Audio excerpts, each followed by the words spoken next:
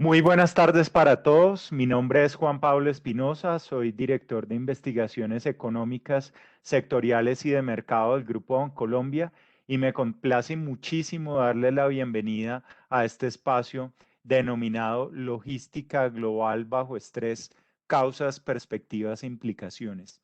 Este es un espacio que hemos diseñado pensando en la generación de conocimiento superior que sea de valor para la toma de decisiones que cada uno de ustedes tiene que afrontar en el día a día y para el cual ha venido, conforme han pasado los últimos meses, ganando cada vez más trascendencia este tema.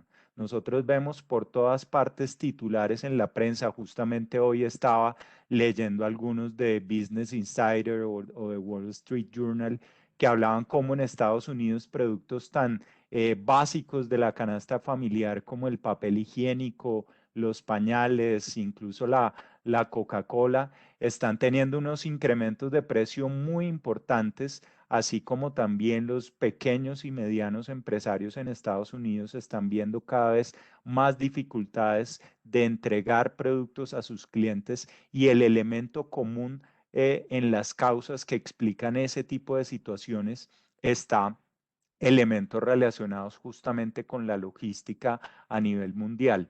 En el caso de Colombia es una situación similar. Vemos también titulares de cómo el incremento en los precios del acero, que se ha dado en buena medida por esta coyuntura, causa problemas en muchos sectores económicos. Vemos concesionarios que no tienen vehículos, en fin, se está dando toda una cantidad de elementos que nos hacen pensar que este tema es un tema absolutamente central dentro del devenir de nuestra economía durante este año y seguramente también en los años siguientes. Entonces, los queremos invitar en esta hora y media que por un momento nos salgamos un poco de la discusión de la reforma fiscal, impuestos, tema tributario, etcétera, etcétera, y nos enfoquemos en esto, con lo cual yo creo que vamos a tener para muchos información de un valor muy significativo.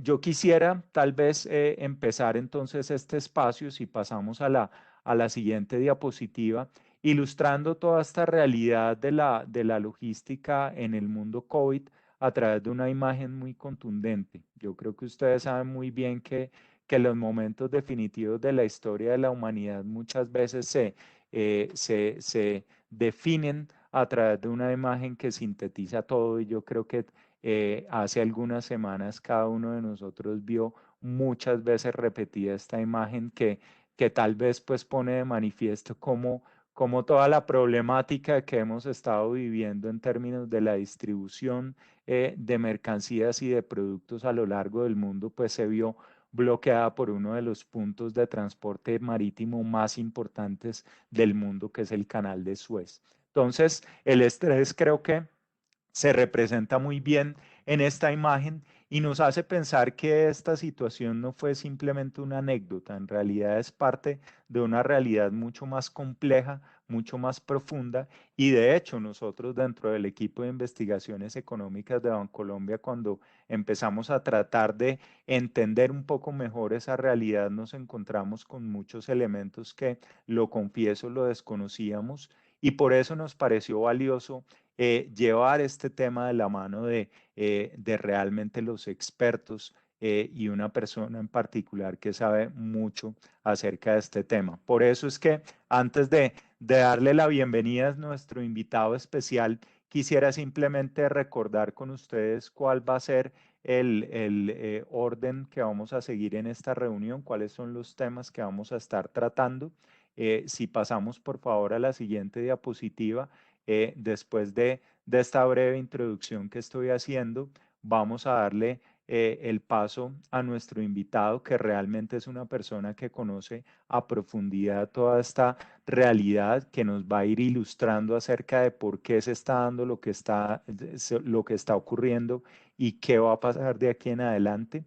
Luego vamos a tener un espacio en el cual vamos a tener la presencia de varios de nuestros expertos sectoriales que van a estar hablando un poco acerca de cuáles son los impactos que vemos en ciertos sectores claves de la economía colombiana, en donde estos temas están siendo cada vez más sensibles. Y finalmente vamos a tener al final de este espacio porque la idea también es que podamos interactuar con todas las personas que nos han brindado la deferencia de esta hora y media de atención justamente para resolver inquietudes y poder de esa manera entonces generar interacción y poder contribuir a un mejor entendimiento de toda esta realidad. Entonces, antes de seguir adelante y de abrir con el plato fuerte del evento, simplemente quiero mostrarles a ustedes que esta, digamos, toda esta problemática que ha surgido o que se ha hecho más bien evidente durante las últimas semanas y meses de la logística internacional ya está generando unos impactos que bien vale la pena que entremos en profundidad para tratar de saber qué es lo que hay detrás de esta realidad. Si pasamos por favor a la siguiente diapositiva, quiero muy rápidamente mostrarles a ustedes cómo durante los últimos meses, más o menos aproximadamente desde el segundo semestre del 2020 hasta el día de hoy, el costo de los fletes en el mundo medido a través del índice Baltic Global ha tenido un incremento de más del 230% y eso en buena medida también ha generado una situación de escasez en ciertas materias primas que ha llevado a que los bienes básicos se hayan incrementado en un 43%. De modo que si hacemos este vínculo entre esos titulares de prensa que nos muestran inflación, escasez de productos, problemas de distribución y dificultades en muchos sectores productivos, indudablemente detrás de toda esta realidad pues está justamente la manera como la logística está comportándose hoy por hoy. De modo que sin más preámbulos, quisiera ahora sí presentar a nuestro invitado y darle la bienvenida.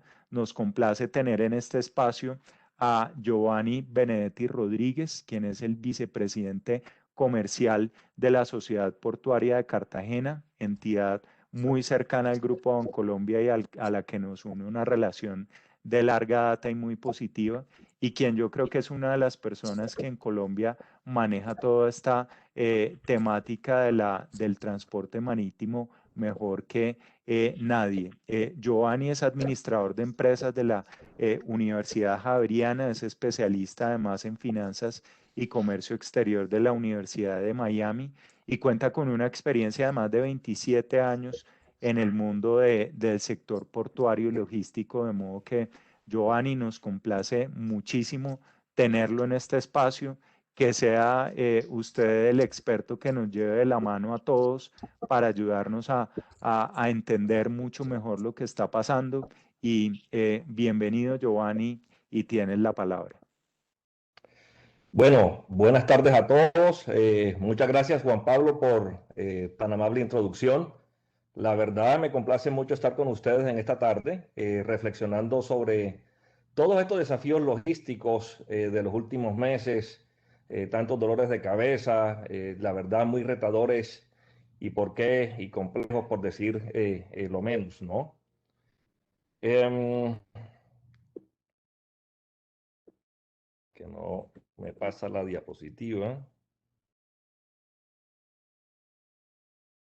Perfecto. Ya. Perfecto, muchas gracias. Bueno, entonces la introducción de Juan Pablo fue bastante clara, sin embargo me gustaría poner algunas cositas en contexto y tengo esta breve agenda y arrancaríamos con la historia del transporte marítimo, el contenedor y su evolución. Yo creo que no solo fue el tema del COVID, yo creo que para entender dónde estamos hoy tenemos que conocer un poquito la historia. Luego se nos vino todo este caso de la pandemia y sumado a lo anterior, porque ya venían ciertas cosas sucediendo y digamos que incidieron en patrones de consumo y grandes efectos en las cadenas de suministro. Después seguimos adelante con un contexto marítimo y la coyuntura de nuestra región y sobre todo de Colombia, quienes somos dentro de ese mercado mundial del transporte marítimo. De pronto especularemos un poquito qué esperar en los siguientes meses y con mucho gusto después podemos atender algunas preguntas. Entonces, pues, no siendo más, empecemos con esta breve historia del transporte marítimo, el contenedor y su evolución, que la verdad es para mí fascinante.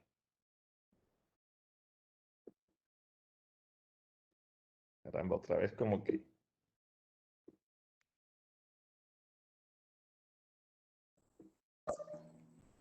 De las flechas de la parte izquierda, Giovanni, la Ya, puede ahí, sí, a veces sabes y a veces no, no sé por qué.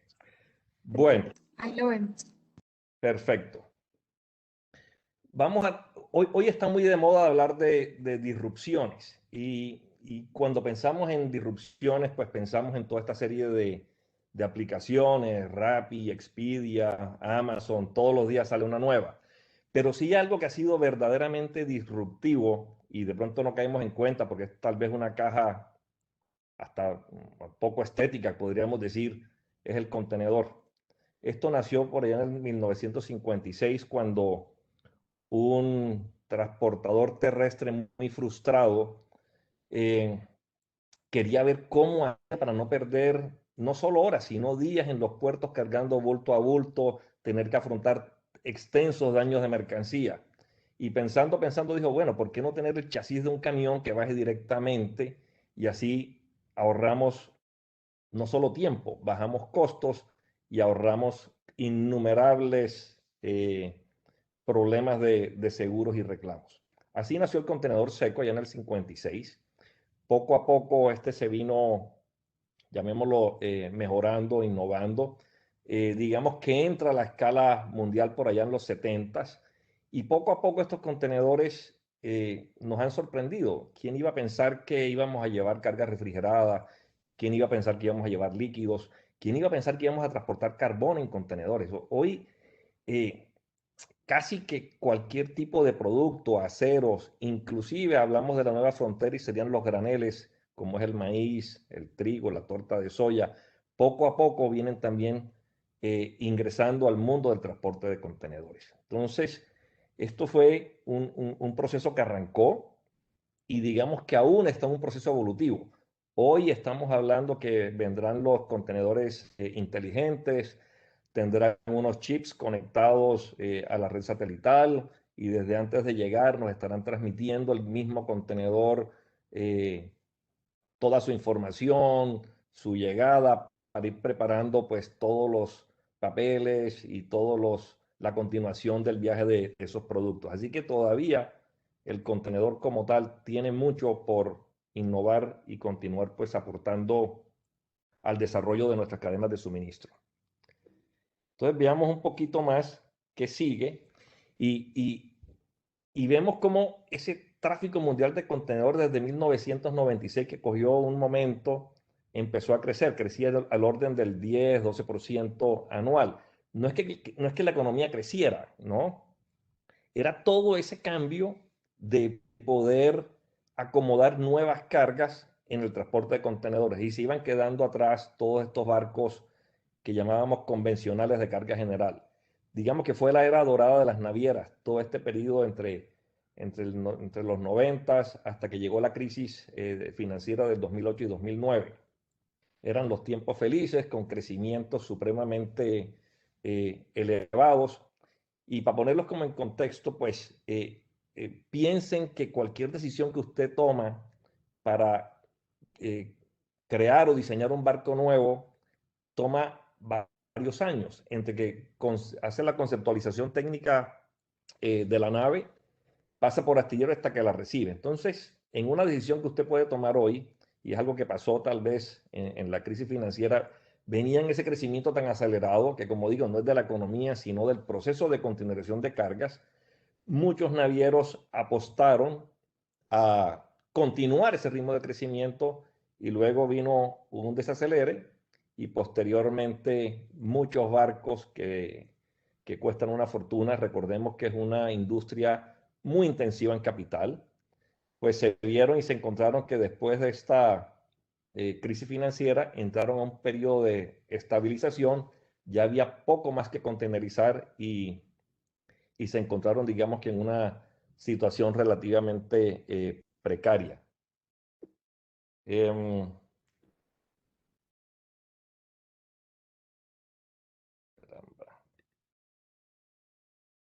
sé qué pasa aquí. Ok. Bueno, ese crecimiento tan marcado de la industria de contenedores, pues creó lo que yo llamo un gigantismo de naves. Empezaron naves muy pequeñas, tipo de 1000 contenedores de capacidad. Pasaron en los 80 a las naves de 3000, 3500, 4000, los famosos Panamax. Después llegaron los post-Panamax, que eran aquellos que no podían pasar el canal de Panamá antes de la ampliación, entre 4000, 5000, 6000 contenedores. Luego los New Panamax, y bueno, y hemos llegado hasta los gigantes de hoy, que son cerca de una capacidad de transporte cercana a los 24.000 TEUs o 250.000 toneladas. Este vertiginoso crecimiento, pues, trajo varias consideraciones. Y si nos vamos de pronto a mirar un listado de lo que eran las diferentes navieras por allá en los 80, pues habían cientos, muchas estatales, no eran de alcance mundial, tenían rutas muy particulares, pero ese gigantismo de buscar una competitividad, por así decirlo, a través de economías de escala y también pensando que la demanda del transporte de contenedores de pronto pensaban que era infinita. Digamos que la industria naviera ha tenido también mucho orgullo en quién tiene el barco más grande, el más rápido, en fin, creó una presión muy grande de que muchas de estas navieras ya no podían llenar un barco que cada vez era más grande y se fueron creando alianzas, luego fusiones y adquisiciones, hasta llegar hoy casi que a esto, de cientos de navieras a donde hoy cerca de menos de 10 navieras controlan cerca del 87% del tráfico mundial de contenedores. Uno diría, bueno, esto se parece casi que a un oligopolio en un momento dado, les debería ir muy bien, debería ser fácil ponerse de acuerdo, pero no, no ha sido el caso. Ha sido un sufrimiento eterno. De hecho, hace pocos años, una naviera que en su momento fue la tercera del mundo, Hanjin, quebró, nadie la quiso comprar. Muchas de estas han sido salvadas permanentemente por gobiernos que la consideran estratégicas para sus países, subsidios de toda clase. En fin, una industria que es tan concentrada hoy, dice uno, bueno, ¿por qué no ha sido capaz de ser competitiva? Y ahí vienen pues tal vez muchos factores que no creo que tengamos tiempo hoy de discutir, pero sí los quería poner en conocimiento de que a pesar de todos estos, de toda esta concentración, todavía las navieras no lograban tener unos márgenes de rentabilidad, digamos que aceptables. Ahora bien, independiente de lo que está sucediendo hoy, este gigantismo de las navieras ha traído una serie de consecuencias. Por ejemplo, menos servicios directos, menos opciones, menos salida. Había una apuesta y se decía que una nave más grande era capaz de dar mejores fletes.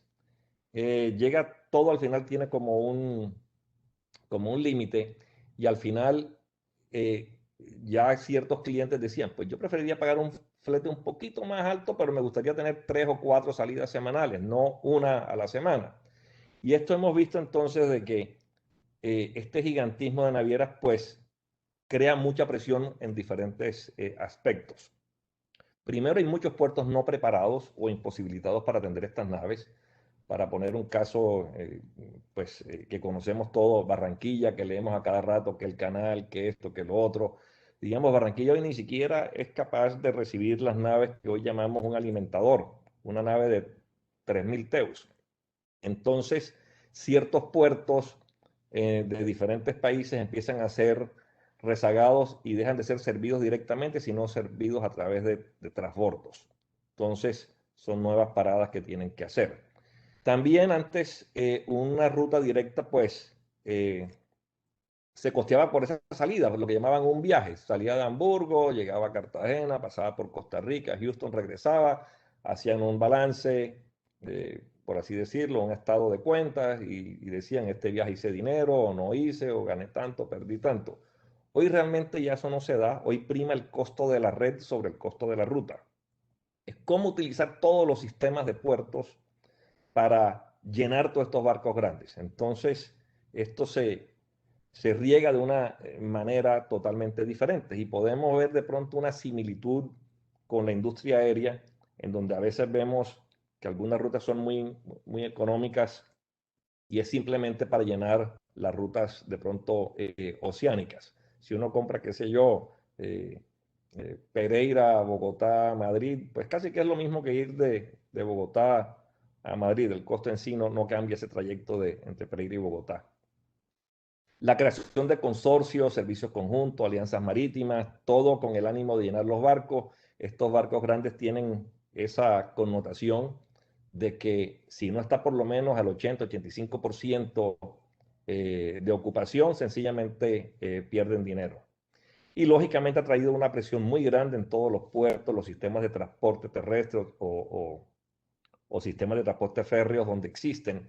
Porque imagine, por ejemplo, si antes teníamos, no sé, 10 servicios semanales de Europa, cada vez que llegaba un barco bajaba 300, 400 contenedores. Si lo reemplazamos solo por 2, bajan de a 2.000 o de a 3.000, entonces tienen que estar una flota de camiones preparada para recibir ese inflow, como esa oleada tan grande, que lo que hace es como tener picos y valles muy marcados que ponen pues grandes presiones en todos los sistemas de abastecimiento, logísticos, patios, devolución de contenedores, bueno, de todo en general. Es bastante complicado. Entonces, entendiendo esas consecuencias, por así decirlo,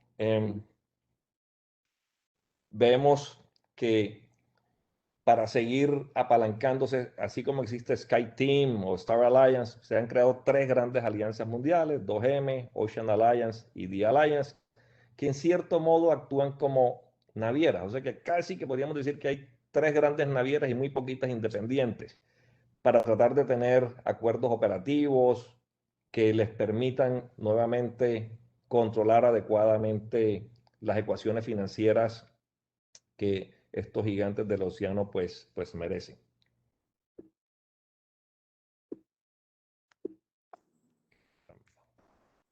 Entonces veamos esta situación. Antesito de que llegara el COVID, aquí arrancamos los márgenes operacionales de las navieras por trimestre de los últimos 12 años. Y todo lo que ven acá en rojo, por así decirlo, son márgenes negativos cercanos a 98 billones de dólares perdidos en esos 12 años.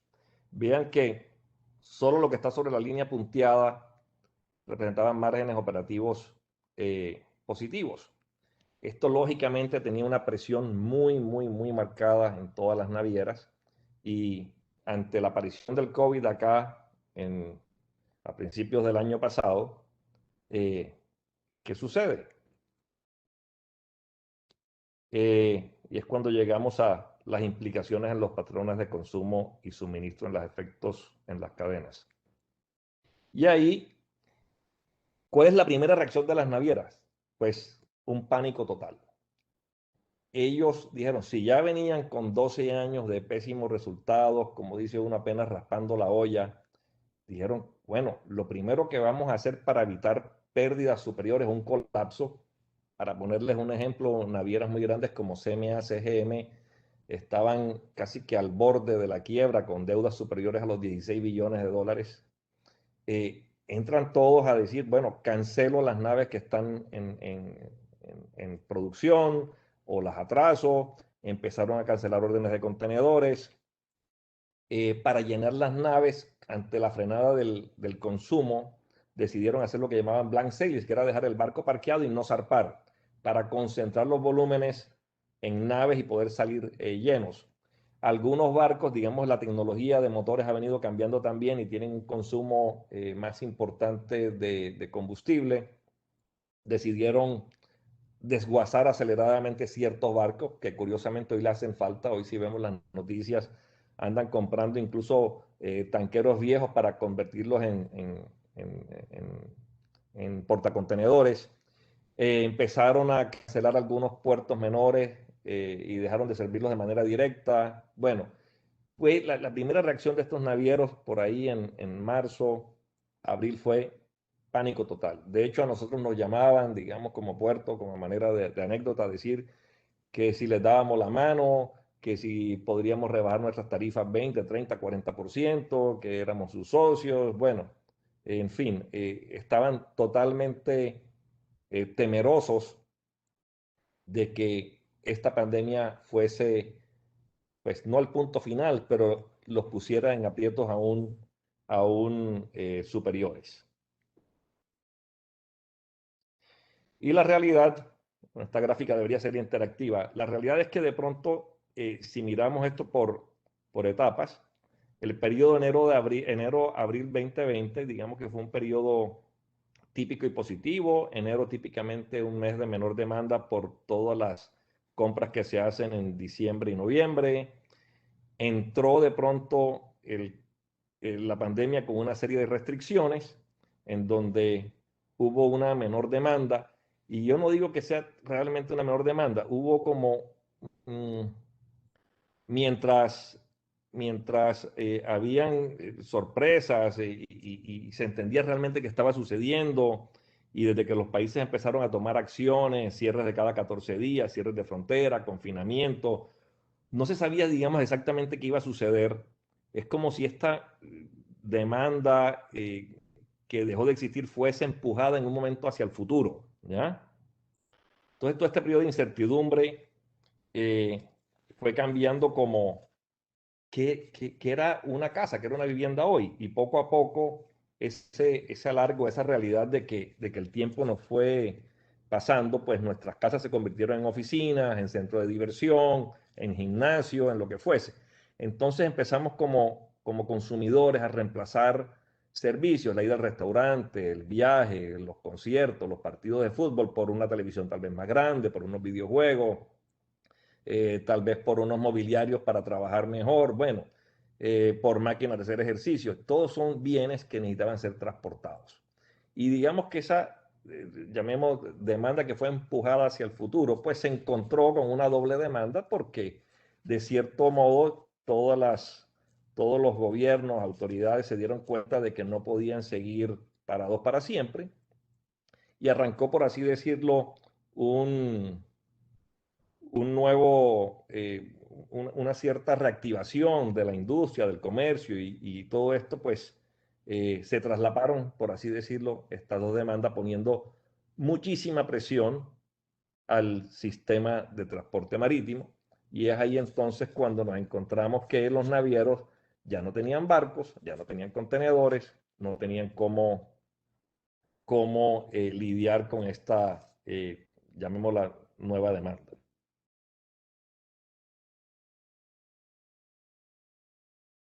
Algo similar a lo que había mostrado Juan Pablo, para agravar las cosas, si se quiere, toda esta serie de factores de sobredemanda, por así decirlo, empezaron a crear primero unos efectos dominó en puertos congestionados, también en ciertos puertos con problemas de sanidad, en donde no se reportaban los trabajadores, alargando entonces la atención de las naves, y fue creando nuevos factores que, para rematar, siguieron apareciendo más y más elementos, creando lo que llaman la tormenta perfecta. Entonces vino este incremento sustancial de la demanda de bienes, donde no había barcos, baja productividad en muchos puertos debido a situaciones de sanidad, donde los trabajadores no llegaban, donde de pronto ciertos trabajadores hacían protestas, hacían huelga porque los obligaban a trabajar.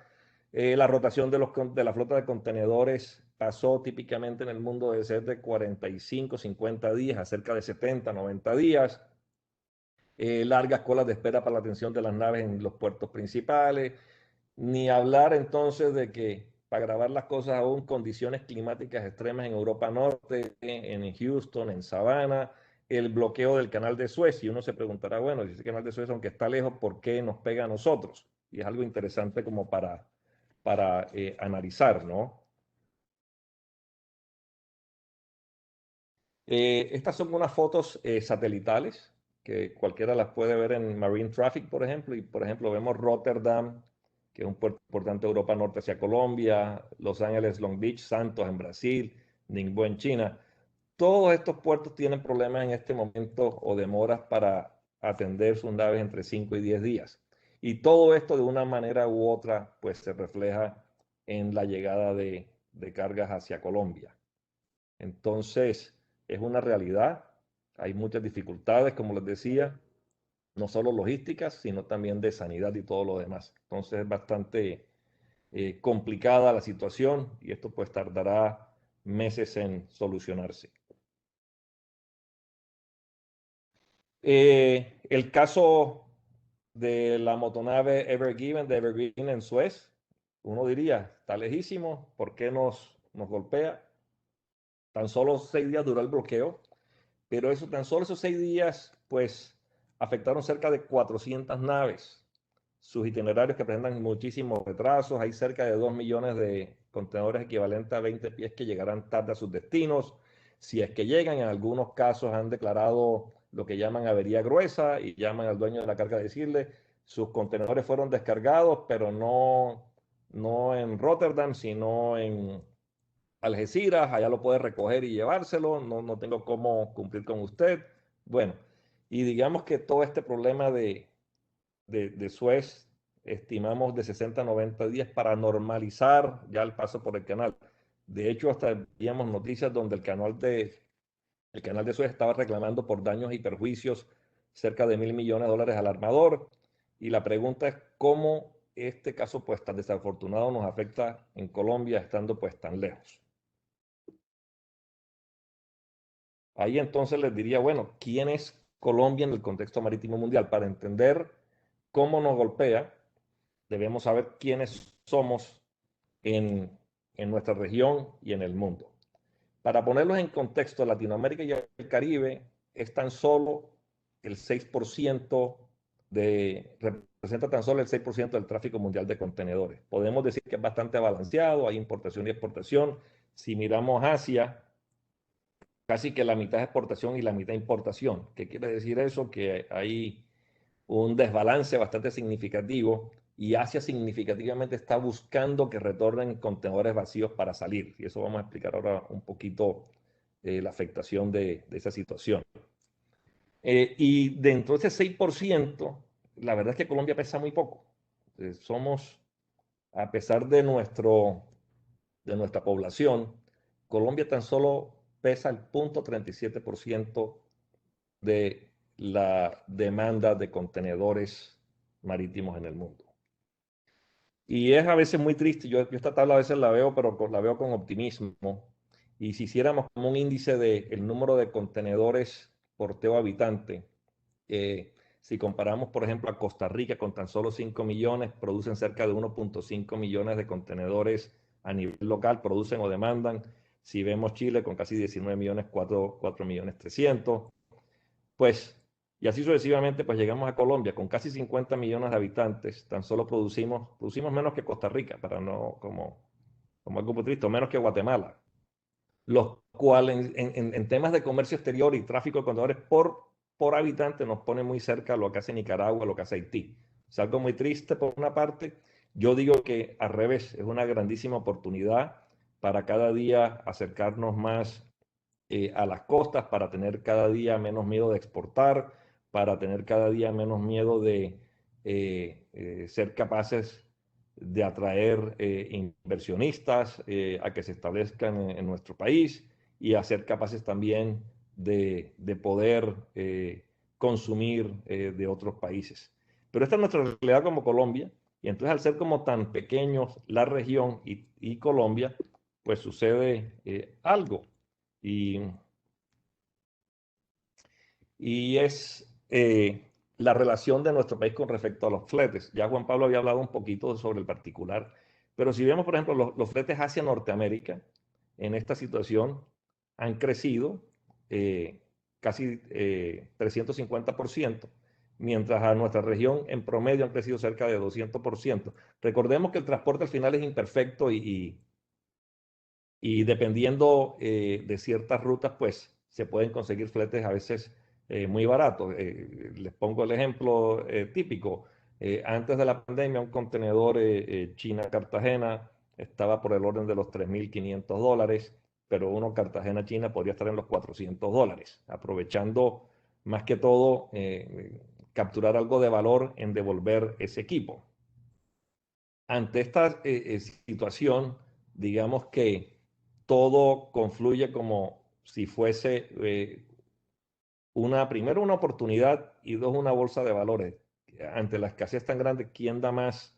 Y dentro de ese orden de ideas, bajo un tráfico tan pequeño en Sudamérica comparado con Norteamérica, y tal vez lo explicamos mejor en la siguiente gráfica.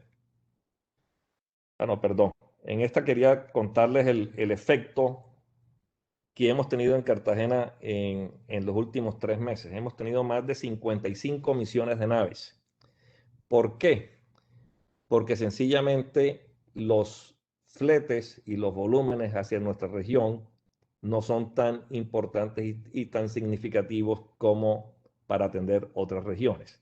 Entonces, el costo de oportunidad de las navieras, ellos ven esto como una bonanza, si se quiere decir, y empiezan a cortarte tráficos para disponer de esas naves en tráficos mucho más rentables y tal vez en tráficos donde puedan rotar la carga de una mejor manera. Y este es el caso entonces donde podríamos mirar. Hoy, que hemos visto los fletes crecer mucho, digamos un Shanghái Los Ángeles, un Shanghái Colombia, un tráfico de 12 días a $9.000 o 27 días hacia Colombia con $8.000. Pero recordemos que antes de zarpar acá, hay unos 10 días de utilización de contenedores, llegan a Estados Unidos y unos 20, 30 días de utilización de contenedores. Si vemos la diferencia de días, fletes, todo lo demás, sin duda alguna hay una preferencia por atender mercados en Estados Unidos y retornar rápidamente con el contenedor vacío para volver a tomar ese flete costoso. Entonces, no solo es el flete marítimo, es con qué tanta rapidez puedo devolver un contenedor o un barco para utilizarlo en las rutas que de verdad son interesantes. Entonces estamos enfrentados como a una permanente competencia, si se quiere decir, en donde el naviero, para tratar de borrar toda esa historia negativa que les conté en el pasado, dicen, bueno, esta es una oportunidad que puede durar, al principio dirían 6 meses, 8 meses, hoy se estima que va a durar todo el 2021. No quiere decir que los fletes no vayan a bajar, pero digamos que una época de muy buen desempeño financiero para las navieras y se espera, incluso algunos especulan de que hasta el año entrante van a tener eh, utilidades muy representativas. Solo para ponerles como en contexto, el caso de Costco, que recientemente anunció las utilidades del primer trimestre, estaban por encima de los 2.8 billones de dólares, cuando en el año pasado creo que no superaban los 60 millones de dólares en el mismo trimestre. Sí que ha sido supremamente significativa estos desempeños financieros. Bueno, y algunas pues se han visto en la bolsa de valores cómo se han triplicado o cuadriplicado pues los valores de estas acciones y continuarán a lo largo de este año en ese sentido. Entonces, ¿qué tenemos? Sí, hay un impacto directo a ciertas cargas y mercancías. Mirábamos, por ejemplo, el caso de la exportación de azúcar colombiana a Perú, a Costa Rica. Para ponerles un ejemplo, ¿cuánto vale un contenedor de azúcar? 350, 360 dólares la tonelada, 400, 280, depende.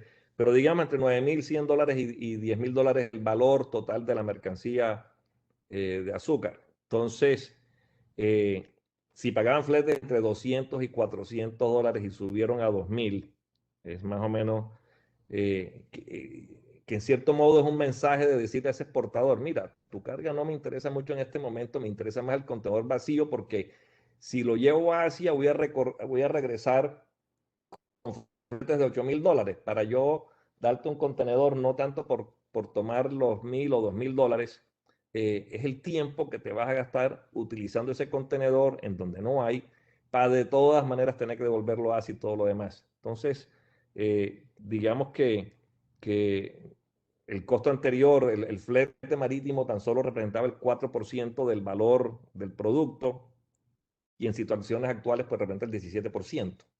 Esto también se replica para el caso de los abonos, digamos, nitratos que vienen de China, que es el mayor productor, incluso cerca de 40 millones de toneladas al año.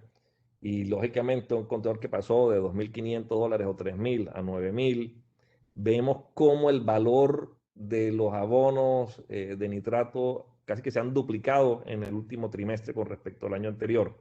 El abono es necesario y entonces causa un efecto inflacionario directo sobre estas mercancías. Y entonces en ciertas rutas, exportaciones destino a Asia, que antes que eran muy baratas porque era un flete de compensación, hoy no luchamos como con el flete de compensación, es la utilización del contenedor. Entonces las exportaciones a Asia han crecido, sufren mucho todas las cargas de bajo valor, todo lo que son commodities, materiales de construcción. Hablaba, Juan Pablo un momento mencionó el tema de los autos, entonces las disrupciones en procesos de ensamble. Un cliente apreciado nuestro, pues Sofasa Renault, simplemente no le llegaban los mofles por un problema en la entrega de aluminios y tenía muchos carros varados por no tener tan solo un solo insumo, que eran, digamos, los mofles por algunas semanas. En fin, y vemos también por la situación una menor demanda, sobre todo lo relacionado con la industria de Horeca, industria turística, gastronómica, y por otra parte, pues altísima demanda de todo lo que es plásticos, empaques, envases, limpieza, desinfección, creciendo de una manera exponencial. Esto ha cambiado de manera significativa ciertas líneas de comercio.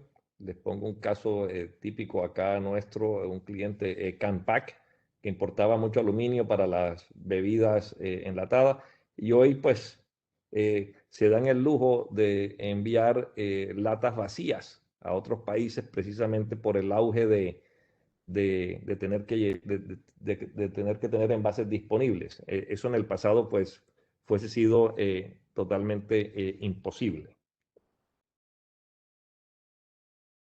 Bueno, ¿qué podemos esperar en los siguientes meses? Voy a tratar de acelerar un poquito para no pasarme. Bueno, estamos llegando a lo que algunos llaman la economía de poco contacto. Esto pues poco a poco está trayendo nuevas reglas y políticas, pero que es interesante de pronto para nuestra industria. No todo es malo. Yo diría que de las cosas interesantes que hoy vemos es que el comercio exterior como tal viene digitalizándose a un mayor ritmo. Esto en cierto modo nos obligó, pero toda esta serie de nuevos comportamientos en algún momento dado, de una mezcla de trabajo remoto, mezcla de vida personal, la masificación de las transacciones electrónicas, seguramente irán poco a poco cambiando hasta nuestra forma de vestir, de transportarnos, y todo esto de una manera u otra va a tener pues un impacto en las cadenas de suministro a medida que los hábitos de consumo van cambiando. ¿Qué creemos que va a pasar? Nosotros creemos que vamos a ver una estabilidad, y cuando hablo de estabilidad es una confiabilidad en los servicios marítimos hacia el último trimestre de este año. En general sí, los fletes van a bajar, pero la verdad yo no creo que vayan a bajar a niveles desde antes de la pandemia. Yo creería que esos fletes quedarán entre un 20 o 40%, dependiendo de la ruta, por encima de los de 2019. Como les comenté anteriormente, yo creo que esta situación ha enseñado a los navieros a entender un poco más su negocio, a dejar un poquito atrás el ego, el protagonismo, el gigantismo, y yo creo que les ha hecho ver que el tema de captar mercado deja de ser interesante como fue en el pasado, que quería ser la naviera más grande del mundo, el uno o el otro, y esto los enfoca más bien en hacer dinero. Hay que tener en cuenta también, y es algo que a veces me preocupa, y es que en cierto modo se ha creado una demanda artificial. Todo esto, esta demanda de productos que vemos sobre todo en Estados Unidos y Europa, es en cierto modo artificial y no es sostenible, es creada sin fundamentos económicos. Muchos estímulos, muchos subsidios, imprimiendo dinero, bueno. Entonces, en cierto modo, yo creo que es posible que vamos a llegar a una recesión atrasada, como estas economías reaccionaron muy rápido para estimular, en un momento dado, pues estos estímulos terminarán y en un momento dado, pues esta recesión que estuvo atrasada sencillamente está empujando como hacia el futuro y vemos de pronto entonces efectos inflacionarios tanto en Estados Unidos y en Europa que de cierto modo pues nos va a tocar. Se reflejan los commodities, Juan Pablo lo había dicho, en el acero y en muchas otras cosas, porque los costos de transporte como tal pues lo veremos. Y realmente veremos como una reactivación paulatina de servicios turísticos y ocio tan solo como hasta el 2023. Esa es como nuestra expectativa. Por último, pues siempre hablábamos del justo a tiempo, que eso era la maravilla china, lógicamente pocos inventarios, pero hoy el justo a tiempo hay que ser conscientes, no funciona.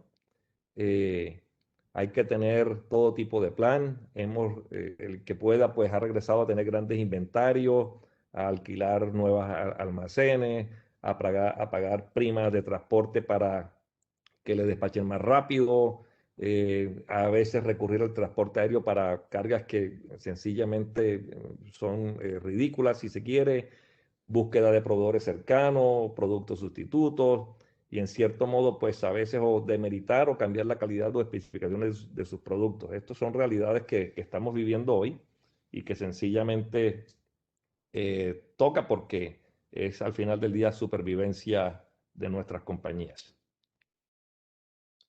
Con eso, les doy las gracias por la atención. Pasé como 5 minuticos, Juan Pablo, pero bueno, hice lo mejor que pude para cumplir con el horario y después algunas preguntas con el mayor gusto. Giovanni, no hay ningún problema. Realmente la presentación fue excelente, nos dio un panorama muy completo acerca de lo que está ocurriendo hoy en día con todos los temas del transporte marítimo. Creo que para mí en particular, para mis colegas y yo estoy seguro que para muchos de ustedes, toda esta información nos ayudó a ver este tema desde una perspectiva muy diferente seguramente a la que teníamos antes de empezar el espacio y nos deja unas reflexiones también que yo creo que son muy importantes y es tal vez dentro de la realidad que estamos viviendo, este nuevo mundo post-COVID, Giovanni, una pregunta que siempre salta a la luz es ¿qué va a pasar? ¿Cómo va a ser el futuro?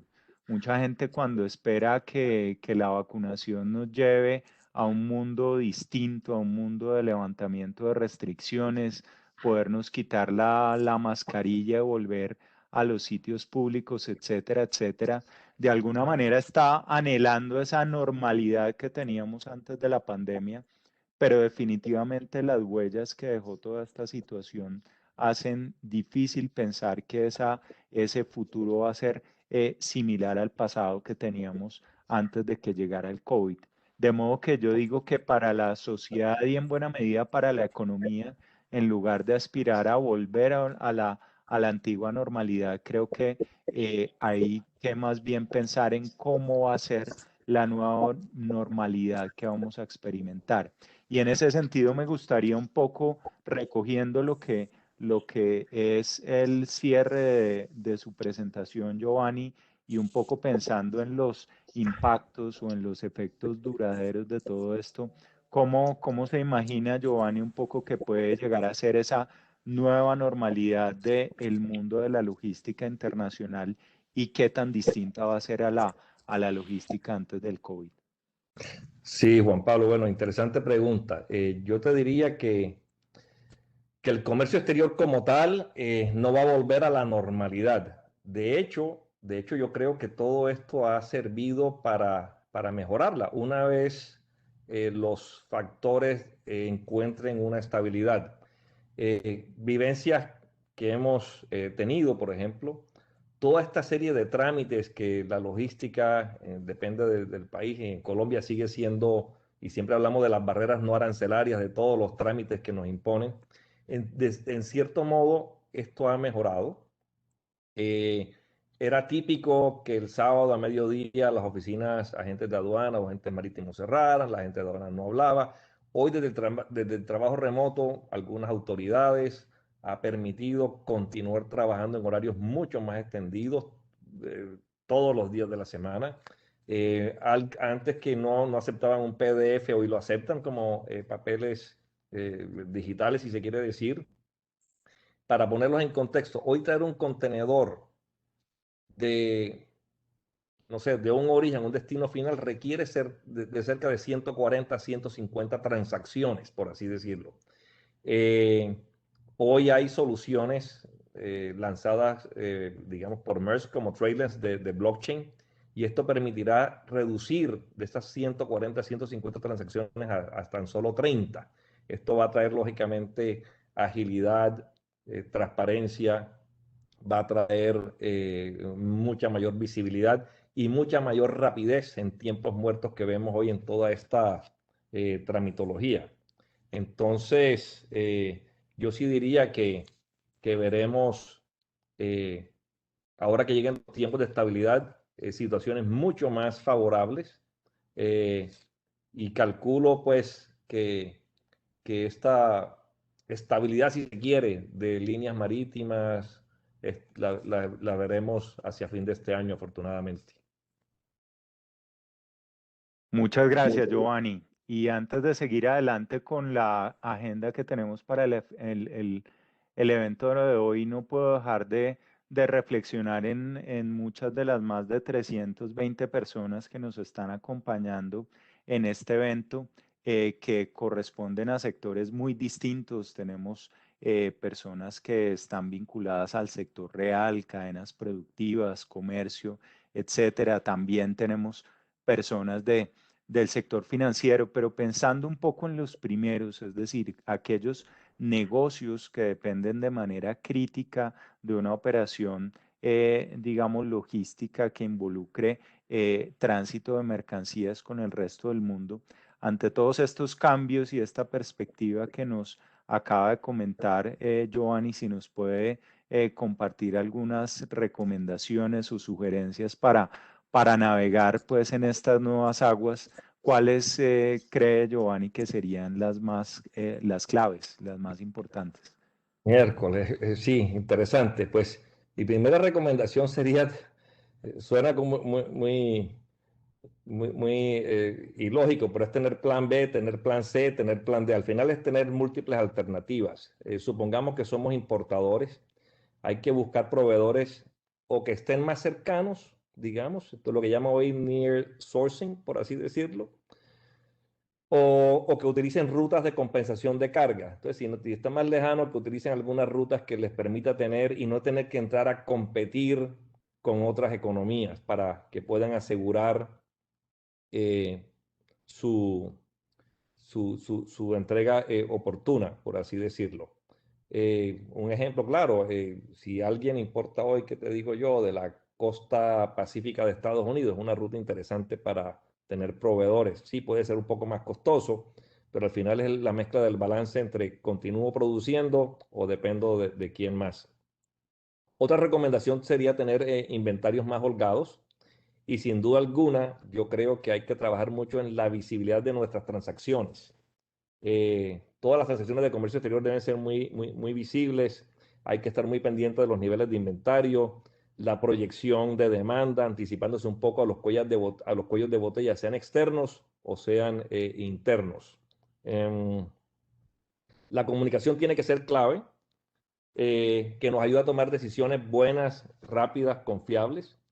Y al final del día creo que este es un muy buen momento como para medir el compromiso tanto de nuestros clientes como de nuestros proveedores. Y a lo mejor con ellos va a tener que ajustarse algunos términos contractuales a este nuevo normal, si se quiere decir. Y creo que esto verdad, va a permitir saber quiénes son esos que consideramos aliados de negocio o quienes sencillamente no son parte vital de nuestras cadenas productivas. Giovanni, muchas gracias. Yo creo que esta información para todas las personas que están conectadas es sumamente valioso. Yo creo que es realmente un privilegio poder oír de primera mano de un experto, pues cuáles son aquellos, digamos, aquellas buenas prácticas que nos pueden ayudar a poder operar bajo esta nueva realidad. Y yo creo que con esos antecedentes y después de ese gran plato fuerte que nos acaba de ofrecer Giovanni, quisiera pasar ahora a la siguiente sección de este evento, porque no solamente queremos explicarles qué es lo que está pasando en el mundo, sino que también creemos que es muy importante poder tratar de anticipar cuáles pueden ser los impactos que toda esta situación va a generar, tanto sobre la economía en general, valga la redundancia, como sobre ciertos sectores productivos claves. De modo que entonces, hablando un poco del tema macroeconómico, yo quisiera decir que estos, digamos, incrementos en los fletes, en los costos de muchos productos, la escasez de algunos de ellos, ya están generando efectos que son bastante notables. Y antes de entrar en Colombia, simplemente quiero traer como caso paradigmático el de Estados Unidos. Estados Unidos, ustedes pueden ver en la gráfica de la izquierda que acompaña esta diapositiva cómo a raíz del comienzo de la pandemia hubo una reacción hacia abajo en los precios de una manera muy importante como resultado de no solamente de la caída fuerte que tuvo la demanda cuando empezamos con los confinamientos, apenas estaba empezando el COVID, sino también por otro elemento muy significativo y fueron las diferentes medidas de digamos, de apoyo que las autoridades en ese país brindaron para tratar de suavizar el impacto inicial de esa situación sobre los hogares. Sin embargo, ustedes pueden ver que esa situación ha cambiado radicalmente y tanto desde la perspectiva de los precios al productor como también ahora en el mes de marzo, sobre todo fue evidente en el caso de los precios al consumidor, se observa una aceleración muy importante. De hecho, pues el IPP en Estados Unidos en este momento en su lectura de 12 meses está rondando el 4,2%. La inflación medida a través del IPC está por el orden del 2,6% e incluso las medidas de inflación más básicas, más subyacentes que sigue la Reserva Federal como indicación para tomar decisiones de política monetaria que habían estado muy por debajo del objetivo del 2% que usualmente ha venido persiguiendo la Fed, pues han empezado también a acelerarse. De modo que esto es una combinación de varios factores dentro de los cuales las alteraciones en las cadenas globales de valor, los problemas de oferta en ciertos productos, las demoras y la escasez de algunos artículos indudablemente han jugado un rol central. Y ese tema de inflación en Estados Unidos recordando un poco aquel refrán que muchos de ustedes habrán oído alguna vez y es cuando Estados Unidos estornuda, los países en desarrollo se resfrían, pues creo que también aplica en esta situación. Efectivamente, desde principios de este año, cuando esas presiones inflacionarias empezaron a ser evidentes y sobre todo cuando se tomaron decisiones adicionales a manera de estímulos fiscales muy agresivos que la nueva administración de Joe Biden logró que el Congreso aprobara, pues esa expectativa de inflación ha seguido creciendo en Estados Unidos. La implicación de eso es que el mercado financiero ha venido reaccionando de una manera muy contundente a esa perspectiva de que tengamos en el futuro inflaciones en Estados Unidos mucho más altas de lo que habíamos tenido anteriormente.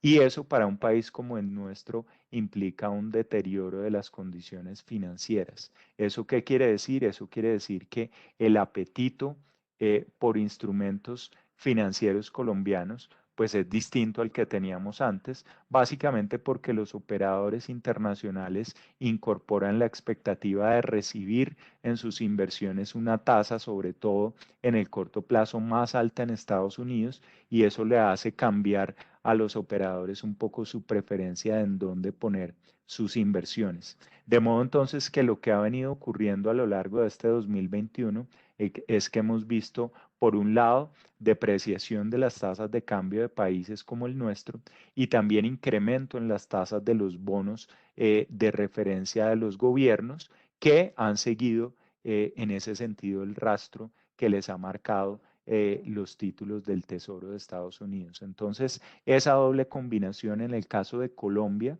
lo que nos muestra esta gráfica de la IIF que ustedes ven en la parte derecha de la diapositiva, es que se ha trasladado en un doble efecto, tanto aumento de las tasas a las cuales el gobierno se financia, como también depreciación cambiaria. Y si ustedes ven, Colombia es el tercer país de los grandes países emergentes, el tercero en donde esa reacción ha sido mucho más marcada. De modo que esta, digamos, problemática del comercio internacional, de la logística y lo que eso ha implicado en materia de aumento de los precios, ya en buena medida contribuye a explicar parte de este deterioro y es un elemento clave dentro de la formación de expectativas tanto de corto como de mediano plazo de inflación en Estados Unidos. De modo entonces que lo internacional nos puede hacia el futuro seguir condicionando en materia de desempeño de la economía vía un canal financiero que incorpora un mayor estrés desde el punto de vista de la inflación externa. Pero también localmente hemos empezado a ver una reacción en lo que tiene que ver con los precios al productor. La inflación al consumidor, la medida tradicional, digamos, de inflación en la economía, en el IPC nos sigue mostrando una realidad al cierre del mes de marzo, pues muy lejana al objetivo de inflación del Banco de la República. De hecho, estamos a mitad de camino de ese nivel del 3%, porque estamos en 1,5%, una de las inflaciones más bajas, o la lectura de hecho más baja de muchas décadas atrás, pero pueden ver ustedes que el IPP ha venido mostrando un incremento muy acelerado, de modo que ya los productores, los empresarios colombianos están sintiendo una presión importante a nivel de precios y dentro de ello, indudablemente lo que hemos venido discutiendo en el espacio de hoy, pues juega un rol muy importante. Efecto que, entre otras cosas, hay que decirlo, no es el mismo en todos los sectores productivos. Lo que quiero decir con eso es que hay indudablemente unos rubros que tienen que ver con la parte superior de la tabla que estamos viendo en este momento, el sector petrolero, la metalurgia, el sector de carbón, tabaco, agricultura, en donde han tenido incrementos en los niveles de costos más que proporcionales al del resto de sectores de la economía. De modo que tratar de tener una mirada mucho más detallada a nivel de efectos sectoriales resulta absolutamente clave en el entendimiento de toda esta situación. Pero antes de pasar ahí y de también llamar en este espacio la participación de mis colegas de análisis sectorial, permítanme compartir con ustedes un análisis cuantitativo que hicimos para tratar de mostrar hasta dónde podría llegar los precios en Colombia a subir como resultado de todo lo que hemos venido discutiendo hasta el momento. Lo que quiero mostrarles en esta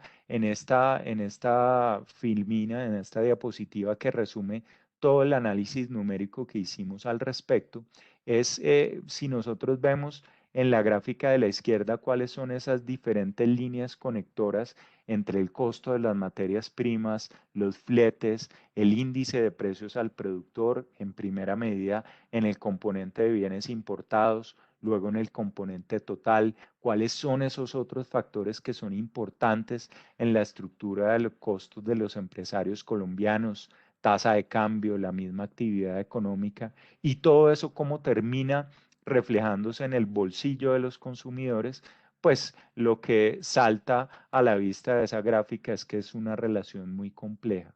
Una relación muy compleja en el sentido de que son muchos los ingredientes que entran a jugar de un lado, pero también es compleja en el sentido de que algunas de esas relaciones son más tenues que otras. De modo que para poder llevar a números todo lo que hemos descrito en este espacio, quiero que veamos la gráfica de la derecha que de alguna manera sintetiza los efectos totales.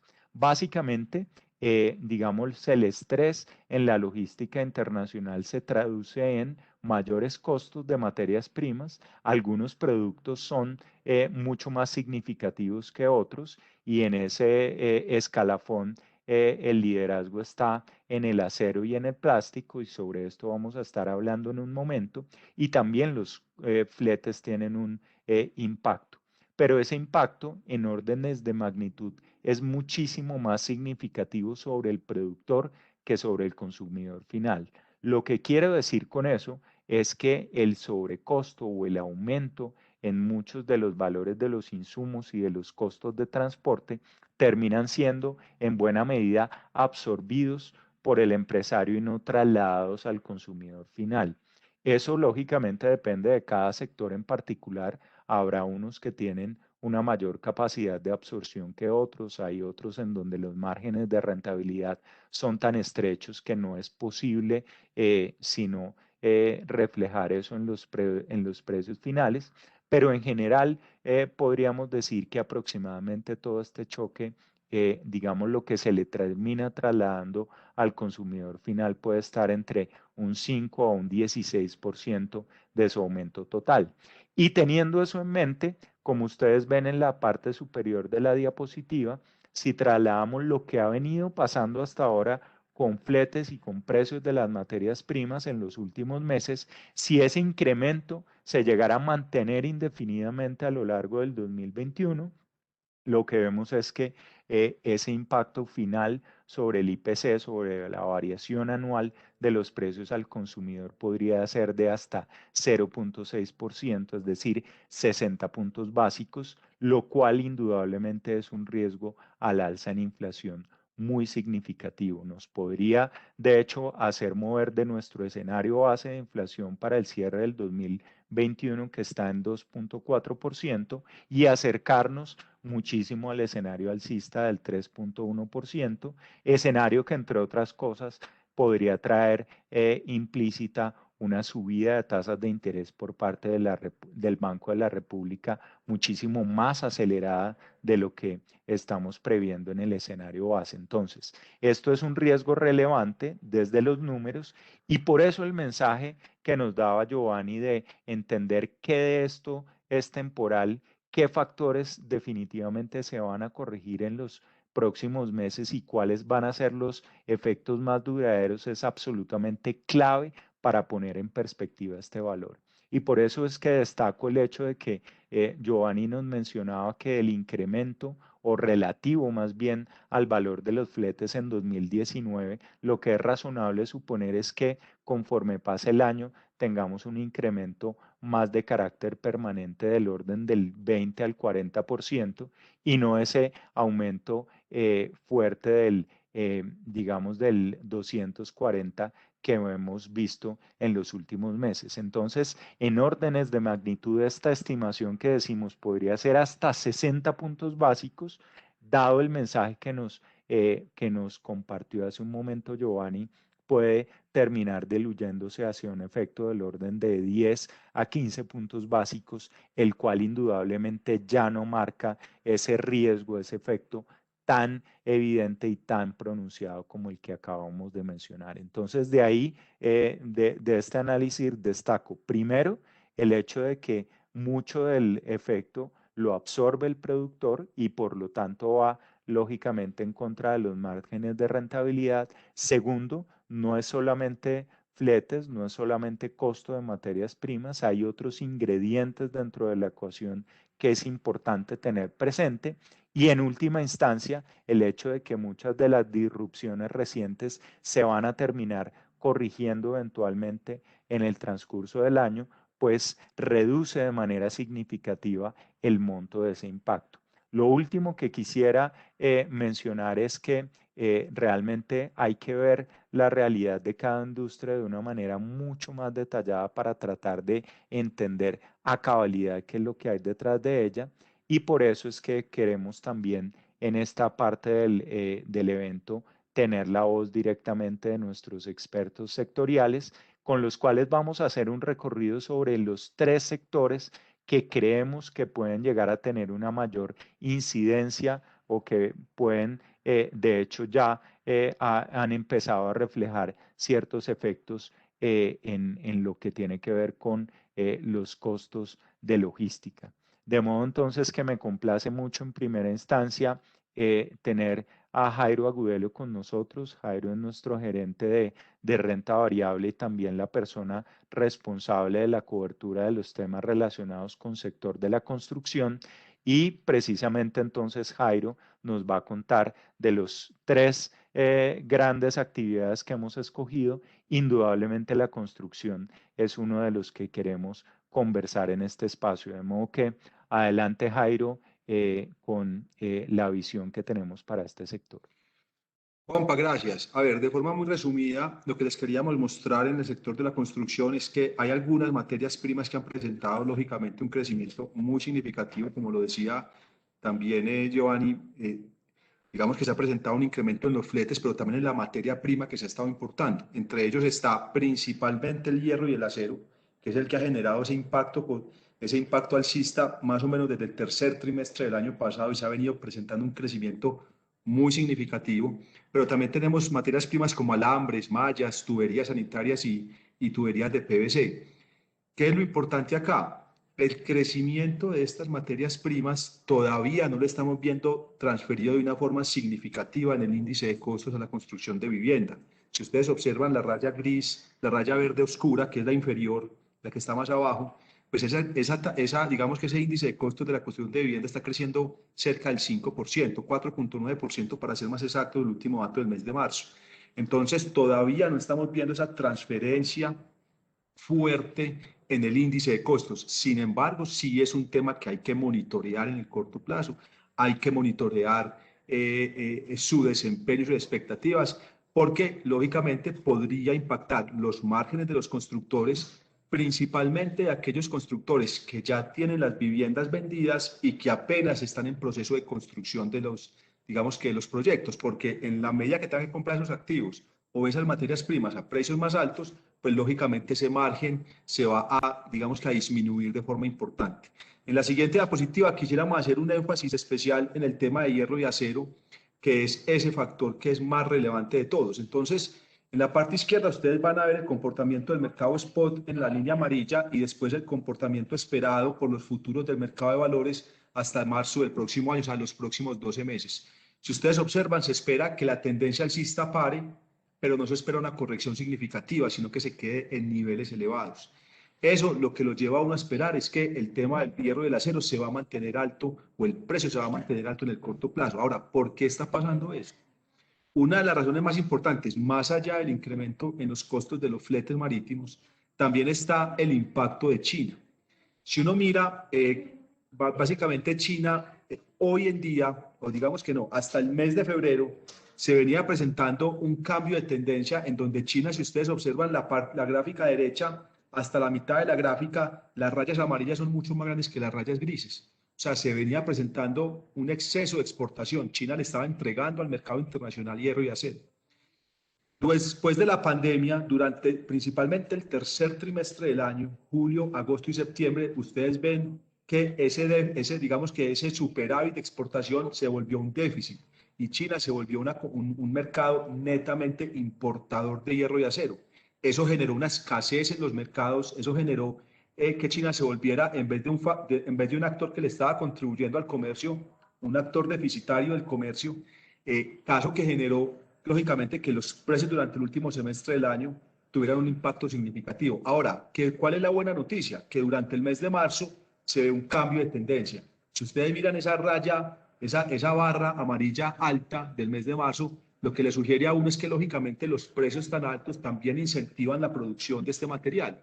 Entonces, posiblemente, si China mantiene esta tendencia de producción que vimos en marzo, uno podría, digamos que decir que los precios deberían estabilizarse o tener una leve tendencia bajista, como lo muestra la expectativa de futuros del precio del acero.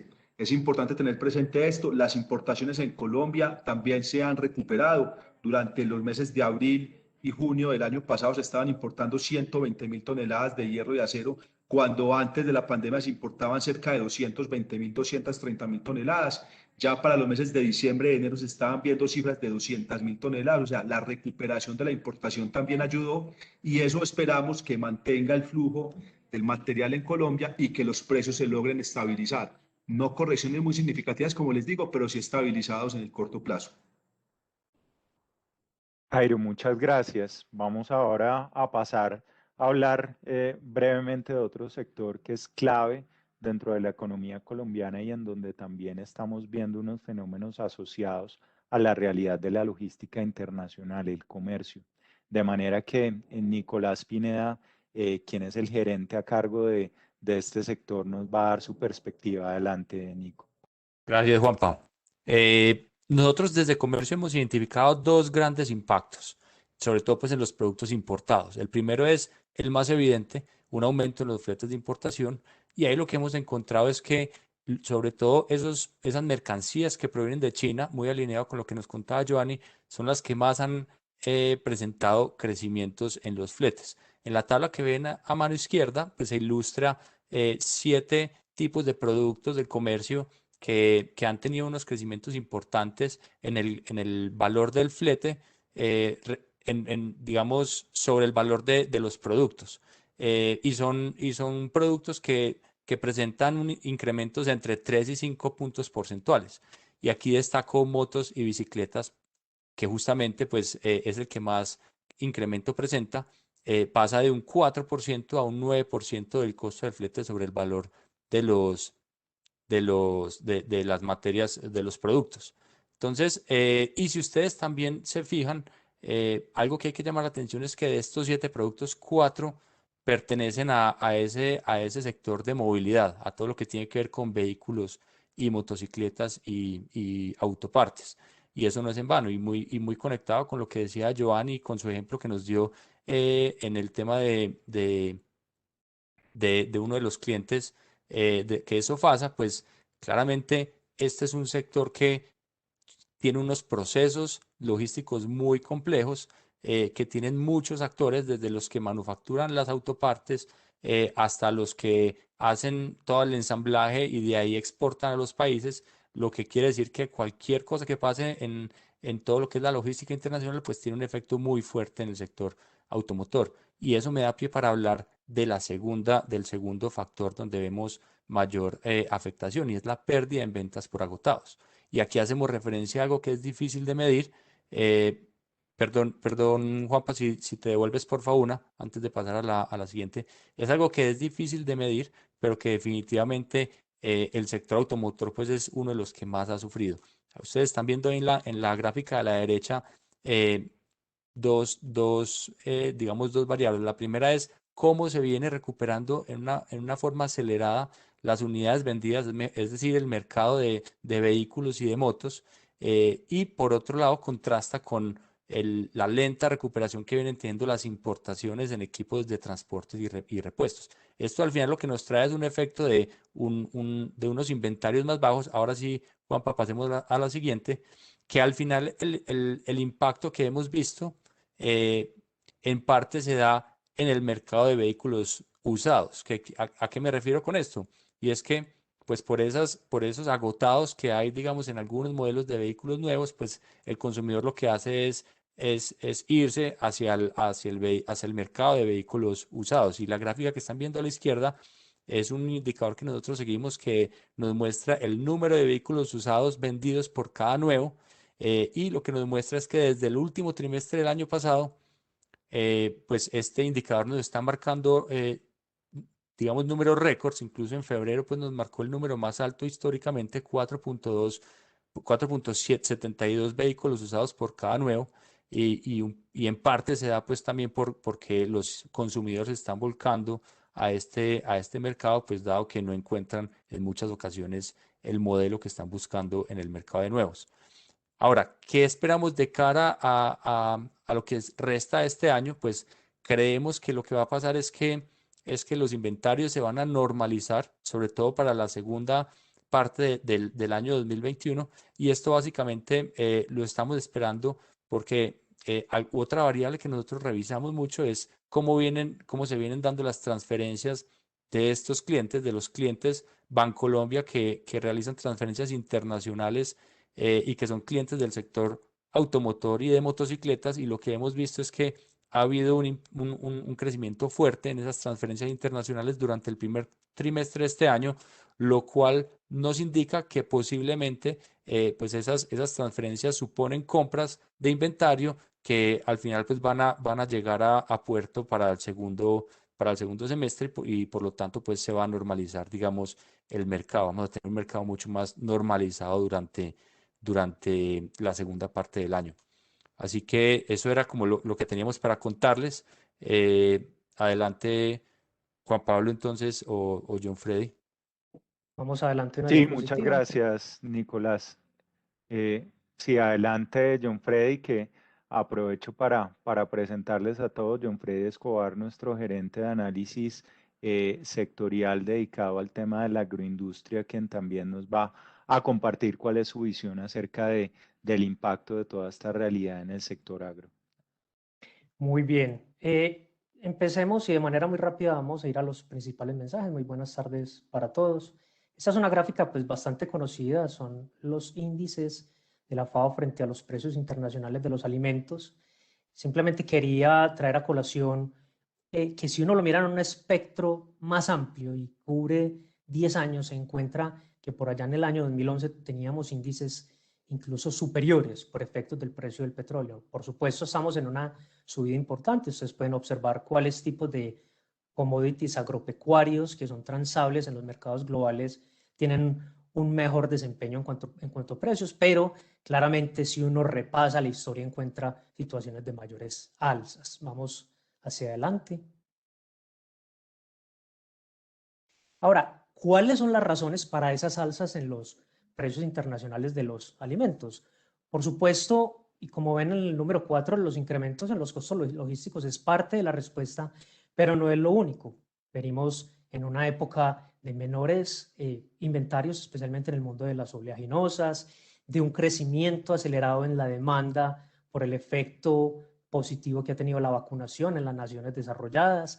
Hay unas importaciones que aceleran desde China, país que quiere reponer sus reservas estatales de alimentos y muy en línea, como lo mencionaba Giovanni, vamos pasando un poco del just in time al just in case, porque claramente trabajar con inventarios muy ajustados hoy en día, cuando dependemos de las cadenas globales y estamos hablando de la alimentación, pues es algo que está siendo reconsiderado en estos momentos. Hay un tercer componente muy importante en la actualidad y es la liquidez de los mercados desarrollados y cómo esa liquidez en un ambiente de bajas tasas y de pobre rendimiento de activos financieros, pues ha hecho que los denominados hedge funds hayan volcado su atención a invertir en los commodities agropecuarios, que además los que conocen sobre el mundo de inversión hablan de la propiedad que tiene este tipo de activo para hacer una cobertura inflacionaria, y nos mostraba Juan Pablo la situación pues que vive Estados Unidos por esta época, y por supuesto costos logísticos, de lo cual hablaremos en el siguiente slide y mostraremos algo un poco para poner en contexto cuánto representan los fletes en las importaciones de tres tipos de bienes relacionados con las cadenas agroindustriales. Si me permiten, podríamos clasificar los bienes relacionados con esas cadenas como un agroinsumo, donde están los abonos, fertilizantes, herbicidas y demás. Alimentos para transformar, incluyamos ahí incluso los granos, cereales, torta de soya, maíz amarillo, etcétera, para convertirlo en proteína a través de un proceso pecuario. Y los alimentos ya procesados listos para consumir. Miren que si uno hace una comparación de cuánto representa el flete sobre el valor CIF de importación de esas categorías, pues encuentra uno que los agroinsumos son los que en los que tienen una mayor representatividad. Y probablemente entonces este proceso de mayores precios lo estamos viendo por ahora más impactado en el upstream, en las principales o iniciales partes de las cadenas, el productor agropecuario, en el productor del fertilizante, pero no sería descabellado lanzar la hipótesis de que con el transcurso del tiempo esos impactos pues tienen que irse pasando hacia adelante, hacia los siguientes, los intermediarios, mayoristas, transformadores, para ir llegando en algún momento al consumidor. Vamos hacia adelante.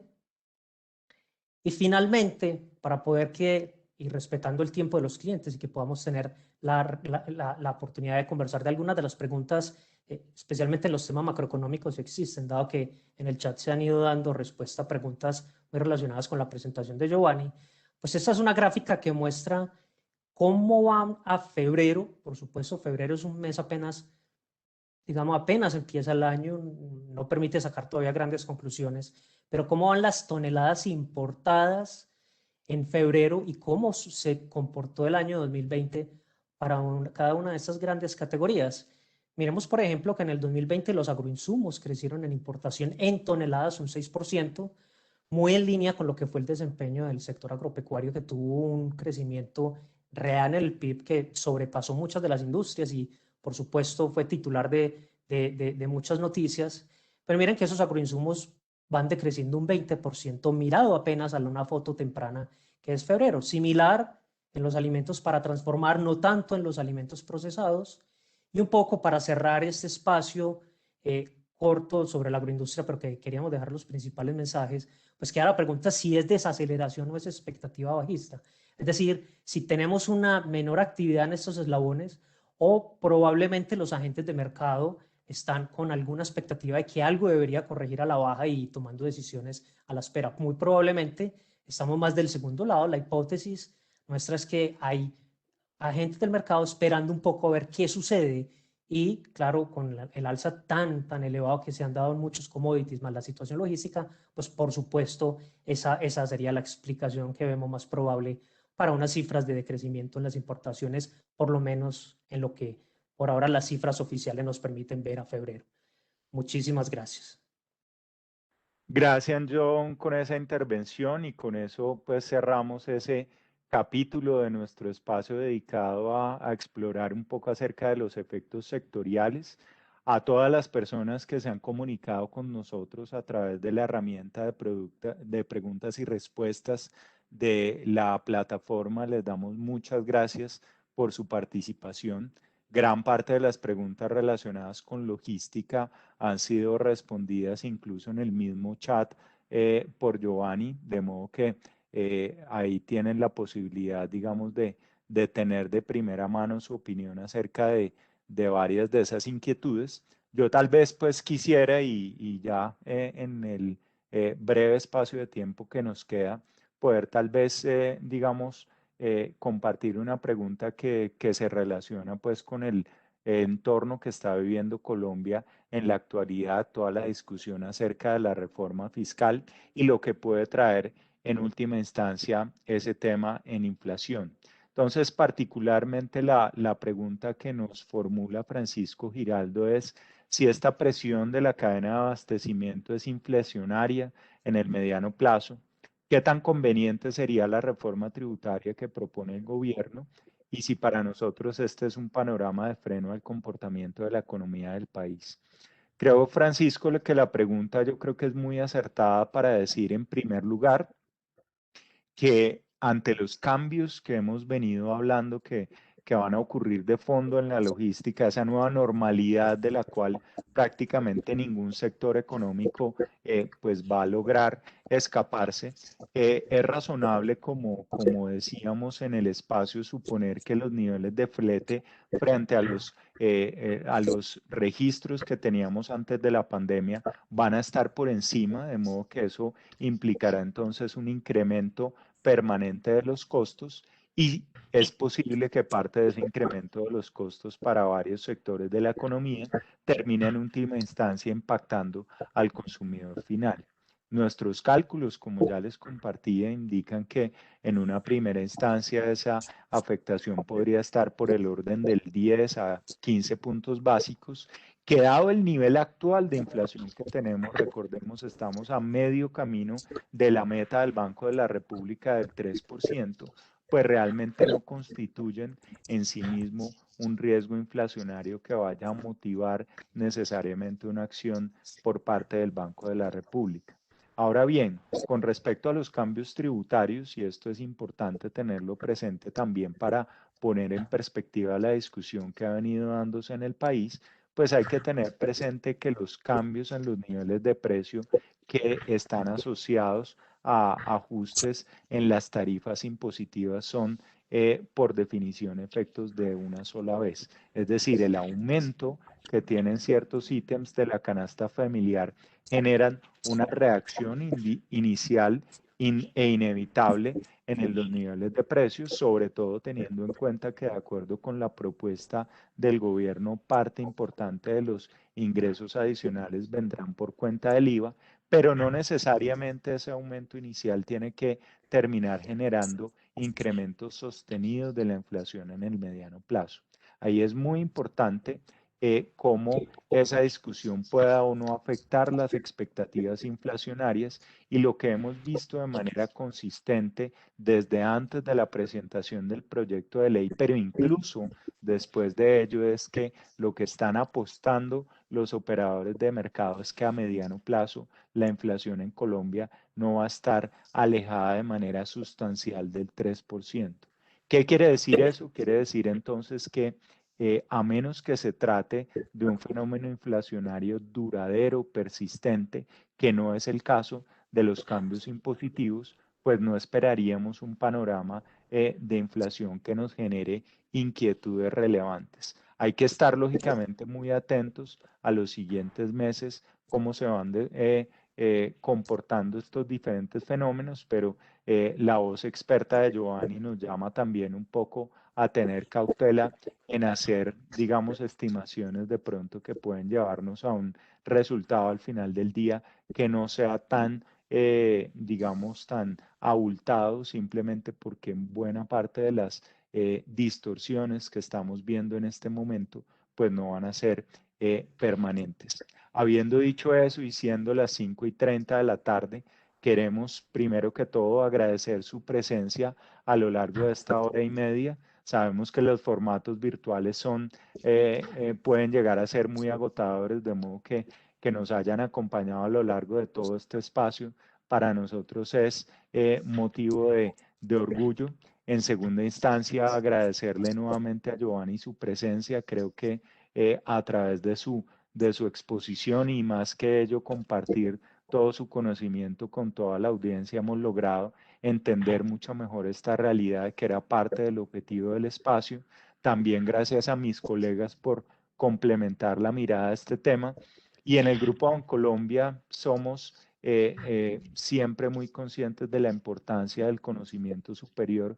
Por eso queremos desde ya decirles que esperamos que en el futuro nos puedan acompañar en muchos de los eventos que vamos a realizar, en donde seguramente encontrarán ustedes también temas de interés para ayudarlos a tomar mejores decisiones.